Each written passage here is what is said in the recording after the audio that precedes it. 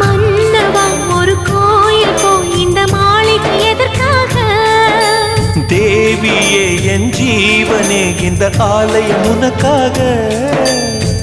வானில் ஒரு புயல் மழை வந்தால் அழகே என்னை எங்கனம் காப்பாய். கண்ணே உன்னை என் கண்ணில் வைத்து இமைகள் எனும் கதவுகள் அடைப்பேன். நான் சத்தியம் செய்யவா?